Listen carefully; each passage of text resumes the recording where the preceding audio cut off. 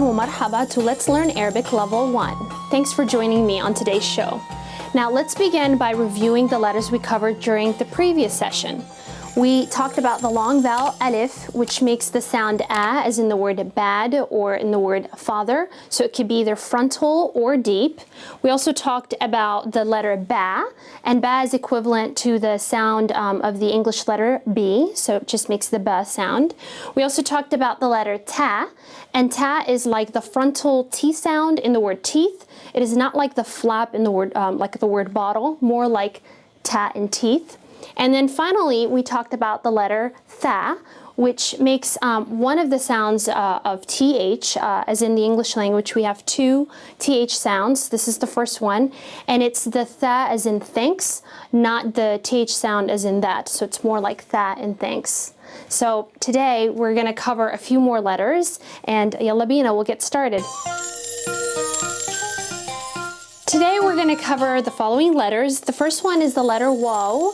And waw makes the oo sound. It's a long vowel. It's the second of the long vowels. It's just like the alif was the first. Then we also have the letter ya, and this is the third and final long vowel. It makes the ya sound. We'll follow that by the three short vowels that exist in the Arabic language. The first one is the fatha, and that makes the short a sound. Then we have the Damma, that makes the short oo sound. And then finally the Kasra, that makes the short e sound. Let's start off with the letter waw. And again, waw is a long vowel, so it's definitely going to stretch out kind of like you would in an exclamation by saying ooh. So it definitely should sound a little longer than what you would expect from a oo sound, as in the word booth. It should be more like ooh. So this is waw. Let's read some words just so that we can hear how it sounds. The first word here is toot. Toot. We see here the waw in the middle of the word. Toot. Then we have Tunis. Again, waw is in the middle of the word. Tunis. And then finally, tahabbu. And waw is at the end of the word. Tahabbu.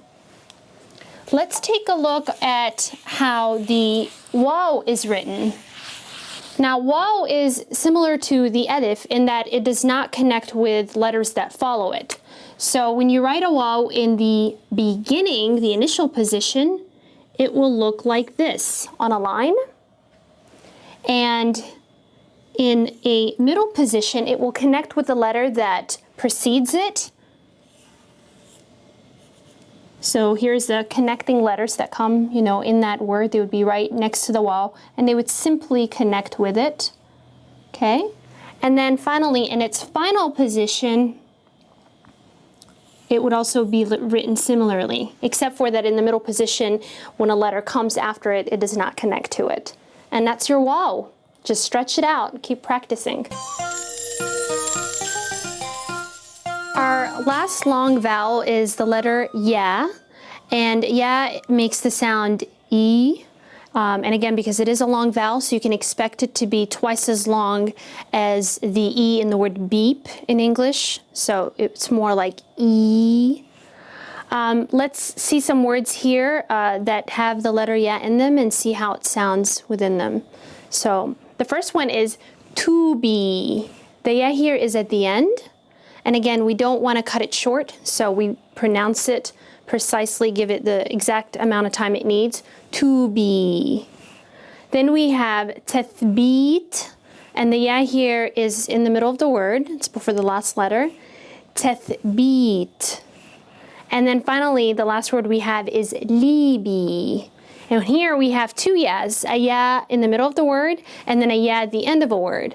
Libi. So notice that we have to put extra emphasis to make sure that it gets enough time for pronunciation.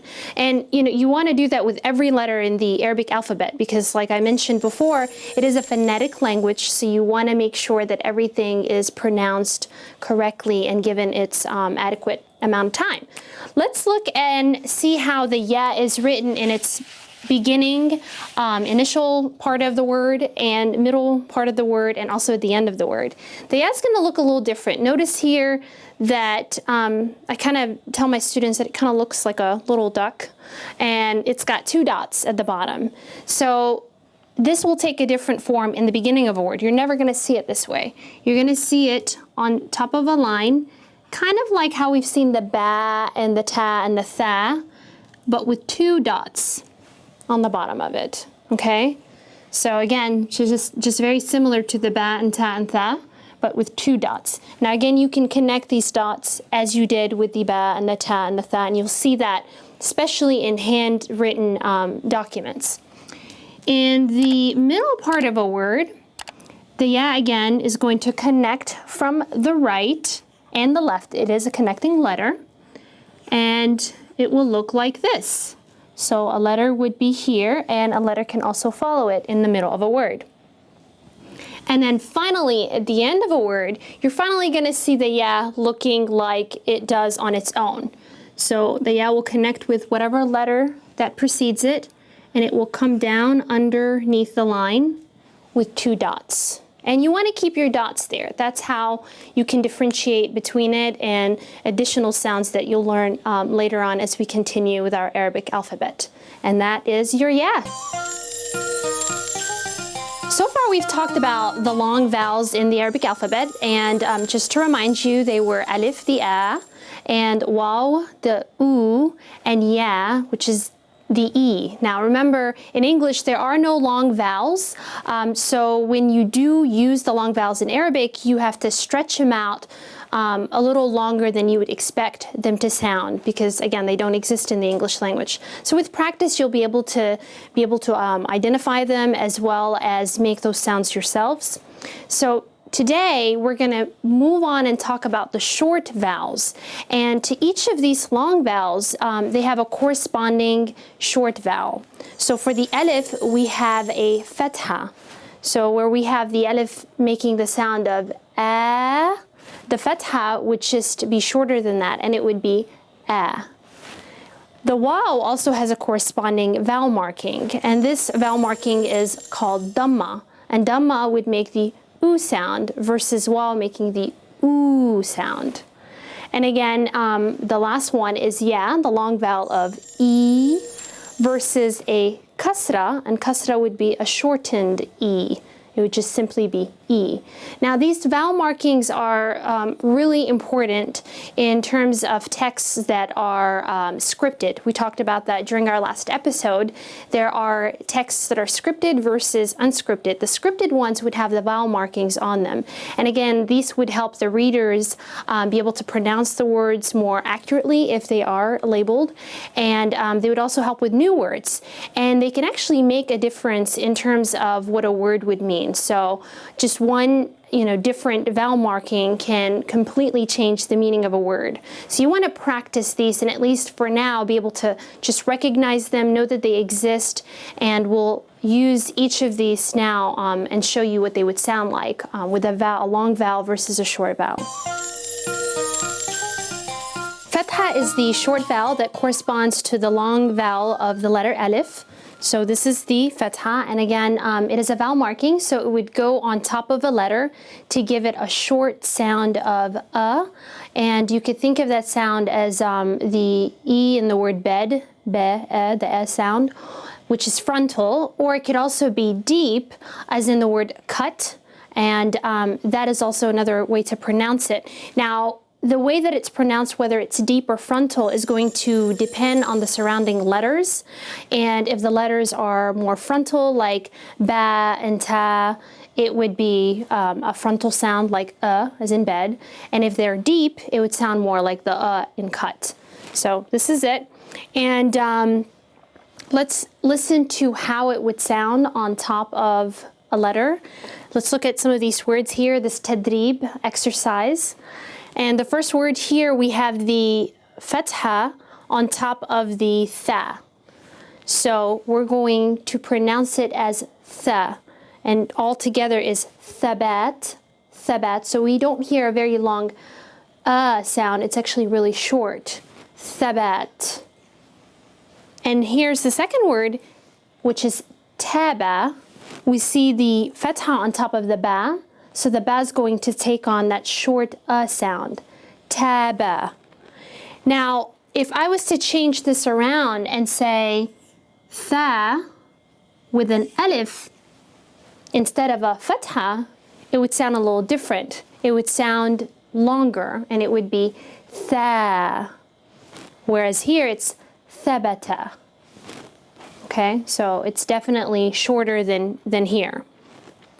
And now let's talk about how the fatha is placed on top of letters. What you want to do is place it on top of the preceding letter that it's going to impact.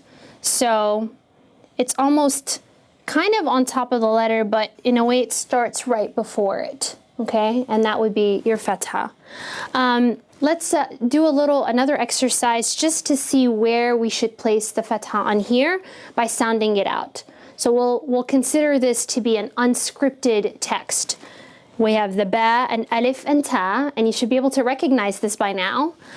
And I'm going to pronounce it as bata, bata. So we know that ba and alif would make the ba sound, and then the last part of that word is ta. So we don't see here an alif or anything that would signify an rise, a vowel rise. So we do need to put a fatha here, and that would become ta, bata. Okay? And the next word here, we have the letter tha, ba, and ta. And again, you should be able to recognize this by now because we've covered all these letters. And I'm going to pronounce it as thabata.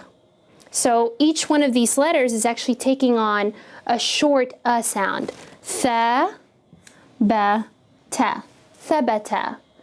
If I was to write this with alifs instead, long vowels, let's say, for example, ba, ta with an alif, it would be thabata because it's a long vowel. But instead, we have a short vowel, fatha, and it's just thabata. So that's your fatha. It takes time to recognize it, so I suggest you keep practicing, maybe hearing the words and reviewing them, and you'll be able to get it in no time. Next we have the vowel Damma, which corresponds to the letter waw. So this is your Damma, and it looks almost like a miniature waw.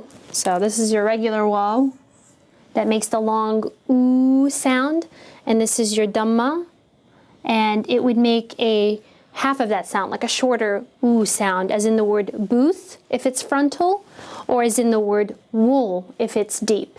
So again, the Damma would be influenced by the surrounding letters, whether it's going to be deep or frontal, and you want to shorten it half of the length of what you would usually make for the letter waw.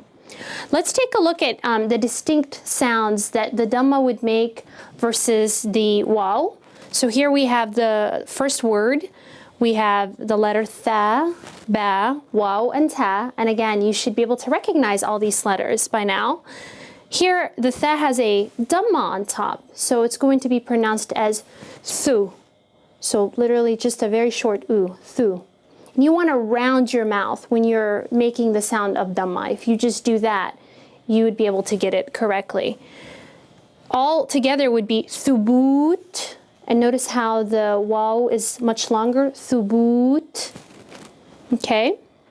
Here we have ta and ba, and the ta has a Damma on top. So simply, if you round your mouth for the Damma, when you're making the sound of ta, as in tub, then you'll be able to get it right. It's tub. Okay, if I had ta waw ba, it would be tube. Okay, so that's much longer sounding of the oo sound. And then lastly, I have ba and tha, and the ba here has a Damma on top of it. So again, keep your mouth rounded. B, boo, so buth together, buth. If I had a waw instead of a Damma after the ba, it would be booth. Okay, so a little different than buth, obviously. Now, one key important thing to remember is that You don't want to confuse the Damma with the vowels of O and U in the English language, because these vowels make different sounds in the English language, whereas the Damma is going to consistently sound like a short vowel of U. Earlier I mentioned that the English language does not have long vowels, and what I mean by that, symbols that represent long vowels. They only have the shortened symbols that like A, E, O, U, and sometimes Y. Whereas in Arabic we have really distinct ones, like you see here. This is a shortened vowel, and then we have the long vowels that I mentioned earlier. The last short vowel that we'll be covering today is the Kasra. And Kasra is just a slanted line beneath the letter, and it corresponds to the long vowel Ya. So it's just a shortened E sound, as in the word bit, the E in it. So now this Kasra can also be either deep or frontal as well, and again, it's just like the other vowels that we've had. It is impacted by the surrounding letters, whether it's going to be deep or frontal. Let's take a look at some of these words and see how they are pronounced when the Kasra is written beneath them. So yalla bina. Let's look at the first word is Thaa. You see the Thaa, and again, you should be able to recognize this with a Kasra underneath it, and aba. So the Kasra would make the Thaa sound Th, would make that Th, and together it would be Thib. Okay, now if I had a Ya, so a Thaa, which is, you know, the corresponding long vowel, Ya ba, it would be Thebe. Okay, so very, very different here. This is very long. Thebe versus Thib. All right, this next word, and it's much longer, but every letter here, again, we have covered, so you should be able to recognize it, if not right away, with time. We have the Ta with the Damma. We have the Thaa, the Ba, and there's a Kasra, and then a Ta, and finally the Ya in its final position.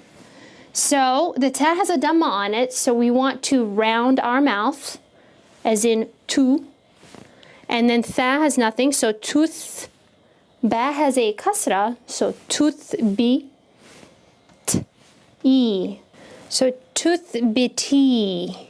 Okay, so notice that we have a Kasra underneath the Ba, so it just makes the B sound.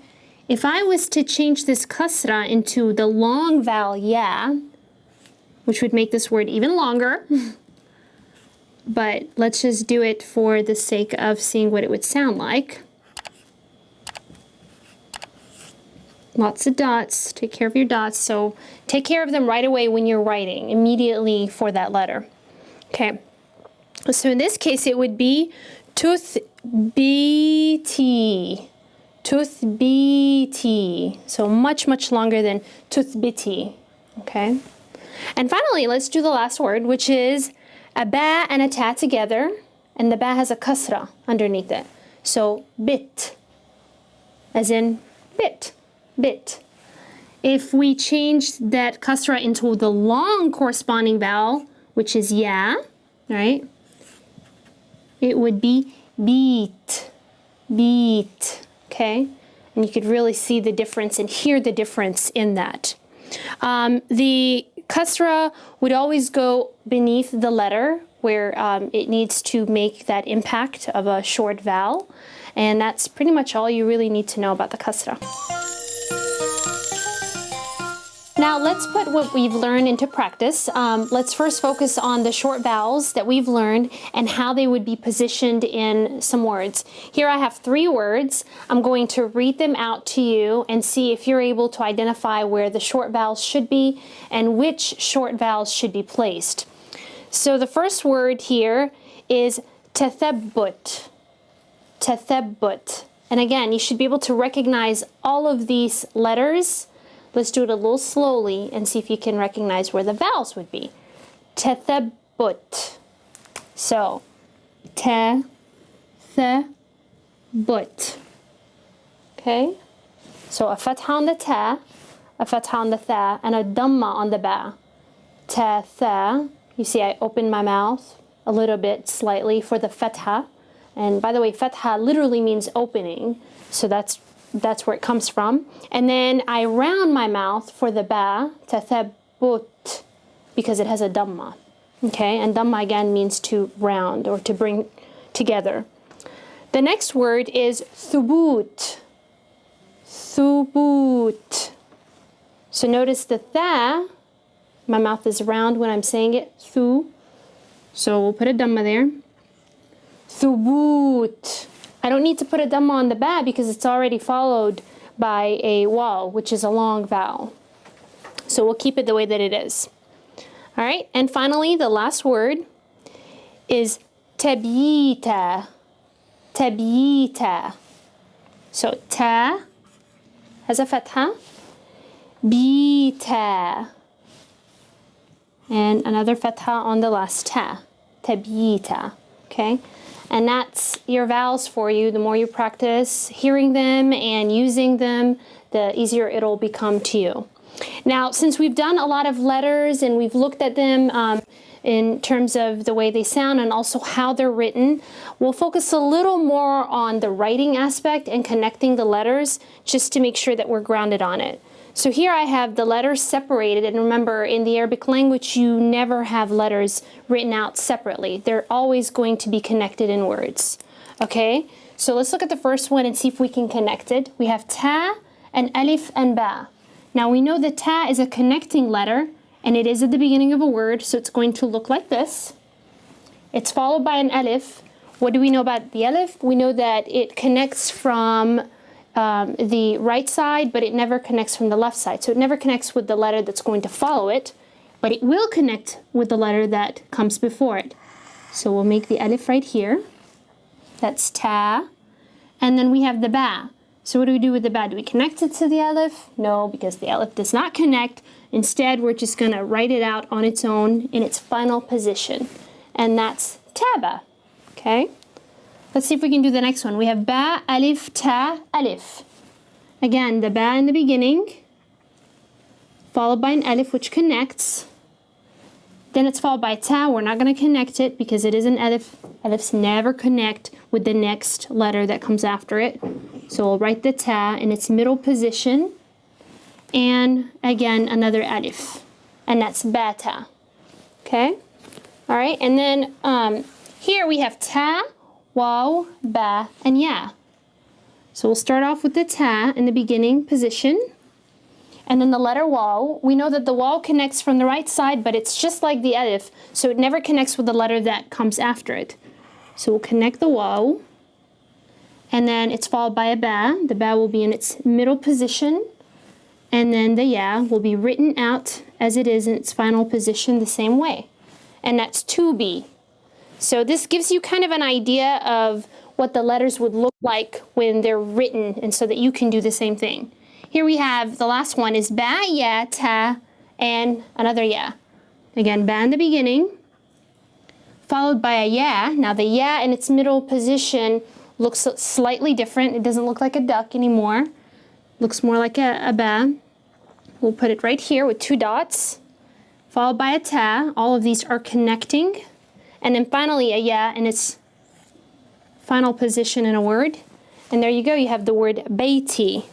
So that's your practice. You can pretty much come up with any words, even if they don't make sense. You could write out your own letters and see if you can connect them just to get that practice going. You can put vowel markings on them, and then that way you could also practice the pronunciation. During our last show, we discussed the different registers in the Arabic language. We mentioned the classical Arabic, which is used in religious text and ancient text. We also talked about modern Arabic, which is the written form and formal Arabic. And then finally, the last form, which was colloquial Arabic, and that is the dialects that are spoken in different parts of the region in the Middle East. We continued and we discussed some of the phrases in terms of greetings, and you were able to hear the differences in dialects and how people would say hello to each other. So today we're going to continue along with that and do a little more on the informal, the colloquial Arabic, and we'll look at good morning. So in Cairo, and actually most of the different cities in Egypt in general, they would say Sabah al-Khair. So sabah el khair. And that's literally a morning of goodness or good morning. In Beirut, they would say it's slightly different, and it would be sabah el khair, sabah el khair. So you kind of run the two words together. In Fez, it would be sabah el khair, sabah el khair, a little faster.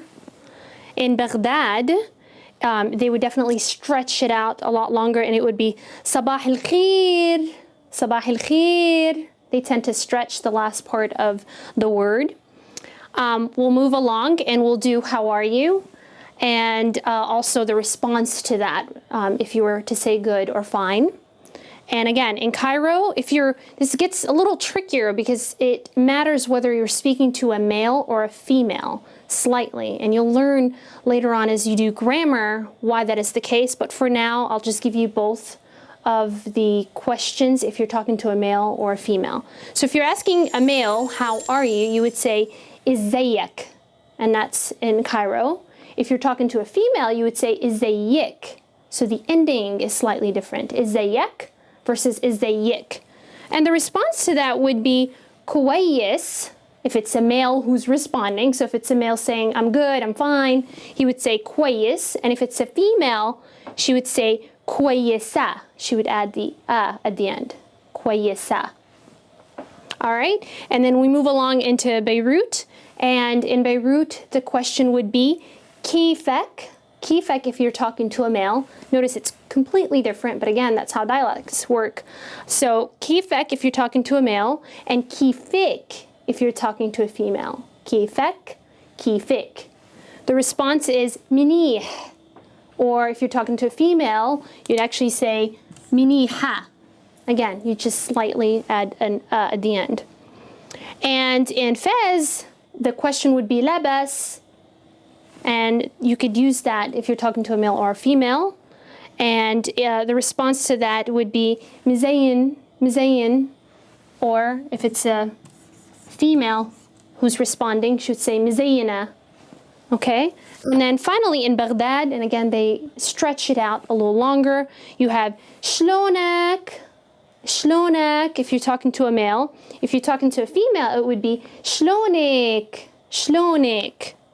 And the response to that, if it's a male who's saying, I'm good, I'm fine, he would say zin, zin. Or if it's a female, she would say zina, zina.